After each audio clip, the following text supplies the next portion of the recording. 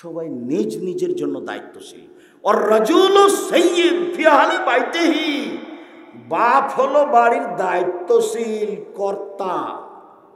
আল মারআতু সাইয়্যিদা ফি বাইতি যাওজিহা, আর স্ত্রী হলো কর্ত্রী তার স্বামীর বাড়িতে। নিজের কাজ করে যে তাকে বলে কর্মী, অপরের কাজ দেখে যে তাকে বলে কর্তা। নিজের কাজ করে যে তাকে বলে কর্মী, অপরের কাজ দেখে যে তাকে বলে কর্তা। নিজের কাজ করে যে তাকে বলে কর্মী, অপরের কাজ দেখে যে তাকে বলে কর্তা। আপনি আপনার ছেলে মেয়েকে দেখবেন, তাই আল্লাহর নবী বলছেন আপনি কর্তা। আপনার স্ত্রী আপনার ছেলে মেয়েকে দেখবে, এই জন্য আল্লাহর নবী আপনার স্ত্রীকে বলছেন কর্ত্রী। তো আপনার স্ত্রী নিজে নামাজ পড়লো, ছেলে মেয়েকে বলল না, তাহলে ও কি আসলে কর্ত্রী? ও কি রাসূলকে অপমান করে জান্নাত কিনতে চায়? জি না, ভুল হিসাব। আল্লাহ রাসূল যা বলেছেন তা মূল্যায়ন করার চেষ্টা করেন, নইলে ভুল হবে।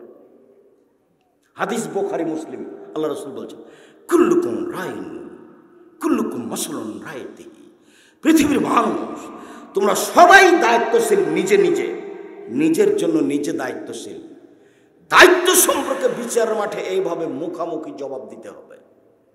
ডান দিকে দেখবে সব কর্ম, বাম দিকে দেখবে সব কর্ম, সামনের দিকে দেখবে জাহান্নাম। তখন আল্লাহ রাসূল বললেন কম থেকে কম, অল্প থেকে অল্প দান করে জাহান্নাম থেকে বাঁচো। ইবাদতের জগতে সবচেয়ে শক্তিশালী পাওয়ারফুল ক্ষমতাধর ইবাদত হলো দান। আপনি সালাত আদায় করেছেন, আপনার বাপের কবরের কোনো উপকার হবে না। আপনি হজ করেছেন, আপনার বাপের কবরের কোনো আপনি উপকার করতে পারবেন না। রমজান মাসের সিয়াম রোজা খুব দামি ইবাদত, আপনার বাপের আপনি কোনো উপকার করতে পারবেন না। আপনি কোরআন মাজিদ তেলাওয়াত করছেন, আপনার বাপের কোনো উপকার করতে পারবেন না। তাসবিহ তাহলিল জিকির আজকার করছেন, আপনি আপনার বাপের কোনো উপকার করতে পারবেন না। আপনি বলবেন সভাপতিকে আমি 5,000 টাকা দিয়ে গেলাম আমার বাপের নামে, এই দানটা আপনি কাজে লাগাবেন ভালোভাবে, দেখবেন আপনার বাপের কবরের শাস্তি বন্ধ হয়ে গেছে। আমি এ কথা বলিনি, এ কথা মুহাম্মদ সাল্লাল্লাহু আলাইহি সাল্লাম বলে। ইবাদতের জগতে সবচেয়ে শক্তিশালী পাওয়ারফুল ক্ষমতাধর বলে তো দান। যার কারণে এদেশের একটা দল, ওরা প্রত্যেক ব্যক্তির কাছে এয়ানত নেই। এয়ানত নিতে হবে, দিতে হবে, পথ ঠিক আছে, খরচের বাকি পথ যেটাই হোক না কেন সবাইকেই দান করতে শিখতে হবে, এ কথাই ঠিক। এটাই হলো জাহান্নাম থেকে বাঁচার সবচেয়ে বড় পথ। ডান দিকে দেখবে সব কর্ম, বাম দিকে দেখবে সব কর্ম, সামনের দিকে দেখবে জাহান্নাম। পৃথিবীর মানুষ জাহান্নাম থেকে বাঁচো। খেজুর এবং খেজুরের আঠির ভিতরে একটা সাদা ছিলকা থাকে, ছাল, দেখেছেন কি?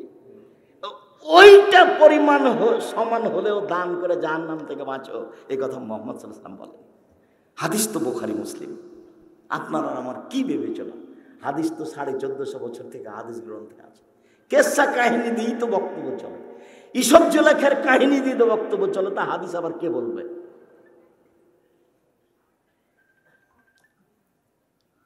বৎস আব্বু ওয়া'মুর, তুমি মানুষকে ভালো কাজের আদেশ করো। অনহানিল মুনকার, আব্বু তুমি মানুষকে মন্দ হতে নিষেধ করো, এটা বাপের জিম্মেদারি। আব্বু অসবির আলামা সাবাক, এতে যে সমস্যা আসবে তুমি সমস্যায় ধৈর্য ধারণ করো।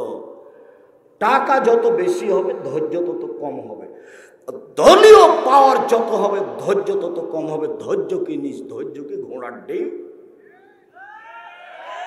যাকে দেখা যায় না এর নাম ধৈর্য নয়। আমি বললাম যে কিছুক্ষণ বসেন, আমি তো আর আব্দুল্লাহ বিন ফজল নই যে ঘন্টার ঘন্টা বক্তব্য দিব। বলার 2 মিনিট পরে আপনি উঠে চলে গেলেন, তার মানে হলো আপনার কাছে ধৈর্য নেই।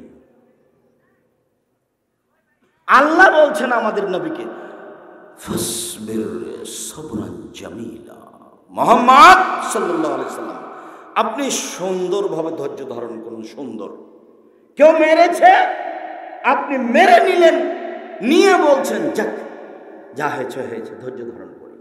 বড় ছেলে মারা গেছে, ওরে ওমো করে তোমো করে আমার সব এ বলে 7 দিন কান্নাকাটি করলো। তারপরে বলছে যাক আল্লাহর মাল আল্লাহ নিয়েছে, ধৈর্য ধারণ করি। সেটা কি ধৈর্য হলো?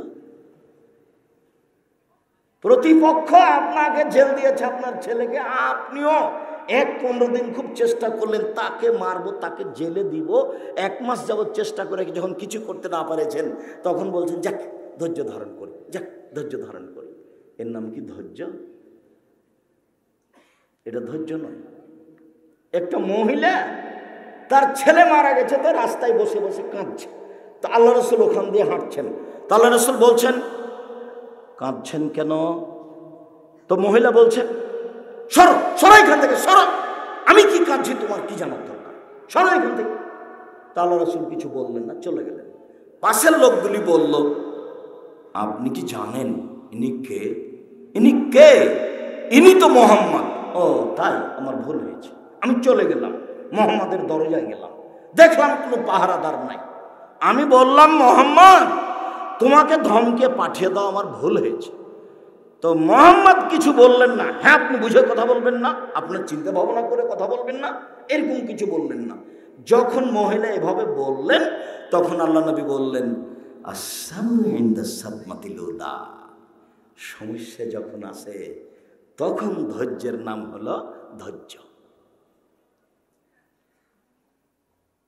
অনেক দিন পরে মারামারি করে এক পর্যায়ে পরে না পেরে বলছে ধৈর্য ধারণ করলাম, সেটা কি ধৈর্য? আব্বু ধৈর্য ধারণ করো, বুনাইয়া আকিমিস সালাত, আব্বু সালাত আদায় করো। তারপরে বলছেন ওলা তুসাইয়ের খাদ্দাক, আব্বু মানুষকে উপেক্ষা করে চলো না। ওলা তামশি ফিল আরদে মারাহা, আব্বু জনসমাজে অহংকার করে চলো না। আব্বু অকসিদ ফি মাশিকা, মধ্যম পন্থায় রাস্তায় চলাচল করবা। আব্বু কণ্ঠ নিচু করবা, অগজমিন সৌতিক, কণ্ঠ নিচু করবা। হামির, চিৎকার করে কথা বলা গাধার লক্ষণ। গাধার কণ্ঠ হলো সবচেয়ে উঁচু। জীবনে চিৎকার করে কথা বলবেন না।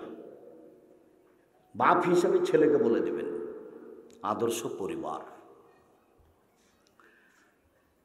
আবু হুরায়রা রাদিয়াল্লাহু তাআলা আনহু বলেন রাসূল সাল্লাল্লাহু আলাইহি সাল্লাম বলেছেন মান কানাত লাহু লিদা ফাআল্লামাহা ফাসানাত তালিমাহা ওয়া আদাবাহা ফাসানাত তাদিবাহা ফালাহু আজরান। কারো যদি কাজের মেয়ে থাকে, তাকে যদি শিখিয়ে দেয়, সুন্দর শিখিয়ে দেয়, তাকে যদি শিষ্টাচার শিখিয়ে দেয়, সুন্দর শিষ্টাচার শিখিয়ে দেয়, তাহলে তার ডবল নেকি হবে। কাজের মেয়েকে শিখিয়ে দিল, সুন্দর শিখিয়ে দিল, শিষ্টাচার শিখিয়ে দিল, সুন্দর শিষ্টাচার শিখিয়ে দিল। বোঝা যাচ্ছে সব শিক্ষা সুন্দর নয়। এই ছেলে এদিকে লক্ষ্য করো, কারো গায়ে হাত দিয়ে থাকবা না, সবসময় এক খেলে আমার দিকে চেয়ে থাকবা। পাখি যেন মনে করে তুমি পাথর।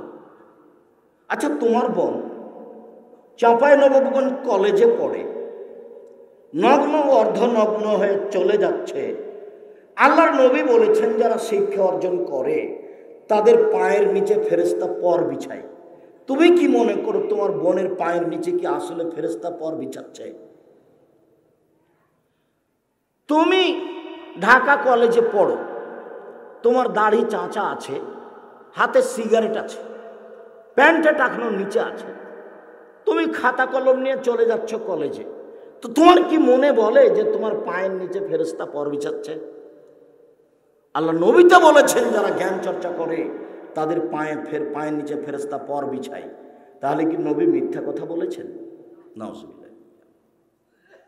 তাহলে সেই বিদ্যা কোনটা? ফাল্লামাহা ফাসানাত তালিমাহা, শিখিয়ে দিল, সুন্দর শিখিয়ে দিল। সব শিক্ষা সুন্দর নয়, শিষ্টাচার শিখিয়ে দিল, সুন্দর শিষ্টাচার শিখিয়ে দিল। সব শিষ্টাচার সুন্দর নয়। আপনি আমাকে এক গ্লাস পানি দিলেন, আমি বললাম থ্যাংক ইউ। বিমানবালা যারা, যেসব বিমান যাচ্ছে কাঠমান্ডু, নেপাল, বেটি ছেলেগুলো বলছে ধন্যবাদ, আর এই বেটি ছেলেগুলো বিমানবালাগুলো এরা খালি বলছে থ্যাংক ইউ, কথায় কথায় থ্যাংক ইউ, কথা শেষ করছে থ্যাংক ইউ। আচ্ছা বলো তো, তুমি যে আমি এক গ্লাস পানি দিলাম তখন তুমি যে আমাকে থ্যাংক ইউ বললে, এটা কি? এটাতে কি হলো বলো তো দেখি।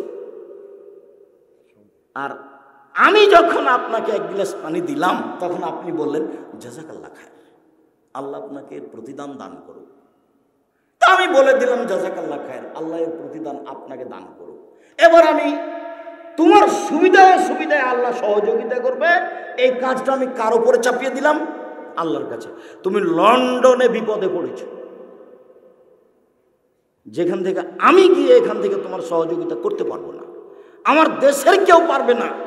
এখন আল্লাহ তোমাকে সাহায্য করবে। কেন? তুমি এক গ্লাস পানি দিয়েছিলে, তখন আমি কি বলেছিলাম? জাযাকাল্লাহ খায়র। এটাও শুকরিয়া আদায় করা, ওটাও শুকরিয়া আদায় করা। বলো তো কোনটা ভালো, কোনটা শিষ্টাচার? মোবাইলে রিং হচ্ছে হচ্ছে হচ্ছে হচ্ছে, তুমি অন করে দে, বলছো হ্যালো হ্যালো বলে কুকুরকে ডাকে। তো আমি দেখি মোবাইলে হিন্দুর নাম্বার নাকি, যদি হিন্দুর নাম্বার হয় তাহলে আমি বলি ধন্যবাদ জি, কি বলছিলেন। আর যদি চিনতে না পারি, ও হিন্দু হোক, মুসলমান হোক, ডোম হোক, চামার হোক, হাঁড়ি হোক, মেথর হোক, সে যে হোক না কেন, আমি বলি আসসালামু আলাইকুম। শুধু সালাম দিয়ে তো মানুষ বেঁচে থাকে? আমি তো বেঁচে আছি। যাদের মোবাইলে 1 মিনিটে অন্তত 50টার নাম্বার ঢুকতে চাই, আমার মোবাইলটা তার মধ্যে আছে। তারপরে তো আমি সালাম দিই। আমি তো কোনোদিন মুখ দিয়ে হ্যালো ব্যবহার করি না। শিষ্টাচার শিখিয়ে দিল, সুন্দর শিষ্টাচার শিখিয়ে দিল। আমি যখন আপনার বাড়ি থেকে বের হই তখন আপনি বলেন tata bye bye, tata bye bye. এটাতে কি? এটা কি বলো তো দেখি, এটাতে কি হতে পারে? আপনি যখন আমার বাড়ি থেকে বের হচ্ছেন তখন আমি বলছি আস্তাগফিরুল্লাহ দীনাকা ওয়া আমানাতাকা ওয়া কিরামালিকা যাওয়াদাকা লাউ তাকওয়া গাফারা যামবাক ওয়া ইয়াসসাকাকাল খায়রা হাইসুমা কুনতা। চাচা, আপনার সব কিছুকে আল্লাহর কাছে গচ্ছিত রাখলাম, আল্লাহ আপনাকে ক্ষমা করুক, আল্লাহ আপনাকে নিরাপত্তা দান করুক। আপনি যেখানেই থাকেন না কেন, আপনি যেন নিরাপদে থাকেন, এই বলে আপনাকে বিদায় দিলাম। কোনটা শিষ্টাচার ভালো?